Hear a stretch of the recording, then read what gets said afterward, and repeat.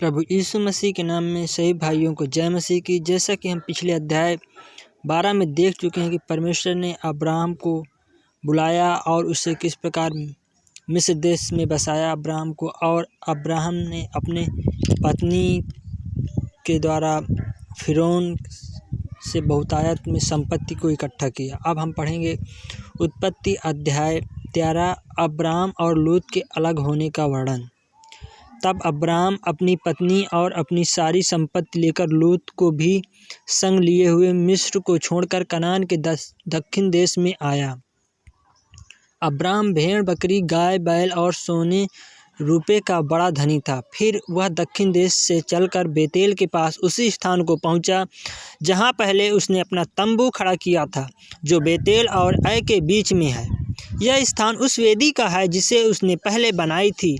और वहां अब्राहम ने फिर यहोवा से प्रार्थना की। लूत के पास भी, जो अब्राहम के साथ चलता था, भेड़ बकरी गाय बैल और तंबू थे, इसलिए उस देश में उन दोनों के लिए पर्याप्त स्थान न था कि वे इकट्ठे रहें, क्योंकि उनके पास बहुत धन था, इसलिए वे इकट्ठे न रह सके। अब्राहम और लूत की भेड़ बकरी और गाय बैल के चरवाहों में झगड़ा हुआ। उस समय कनानी और परज्जी लोग उस देश में रहते थे। तब अब्राहम लूत से कहने लगा, मेरे और तेरे बीच और मेरे और तेरे चरवाहों के बीच में झगड़ा न होने पाए, क्योंकि हम लोग भाई बंधु हैं। क्या सारा देश तेरे सामने नहीं? इसलिए मुझसे अलग हो जाए। यदि तू बाईं ओर जाए तो मैं दाहिनी ओर जाऊंगा, और यदि तू दाहिनी ओर जाए तो मैं बाईं ओर जाऊंगा। तब लूत ने आँख उठाकर यरदन नदी के पास वाली सारी तराई को देखा कि वह सब सिंची हुई है, जब तक यहोवा ने सदोम और अमोरा को नष्ट न किया था। तब तक सोवर के मार्ग तक वह तराई यहोवा की वाटिका और मिस्र देश के समान उपजाऊ थी।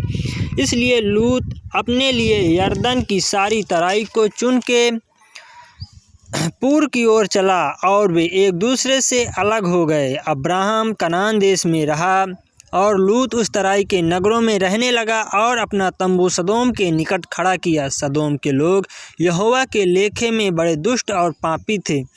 अब्राम का हेब्रोन को जाना। जब लूत अब्राम से अलग हो गया, तब उसके पश्चात यहोवा ने अब्राम से कहा, आँख उठाकर जिस स्थान पर तू है वहाँ से उत्तर दक्षिण पूर्व पश्चिम चारों ओर दृष्टि कर, क्योंकि जितनी भूमि तुझे दिखाई देती है उस सब को मैं तुझे और तेरे वंश को युग युग के लिए दूंगा, और मैं तेरे वंश को पृथ्वी की धूल के किनकों के समान बहुत करूंगा, यहाँ तक कि जो कोई पृथ्वी की धूल के किनकों को गिन सकेगा वही तेरा वंश भी गिन सकेगा।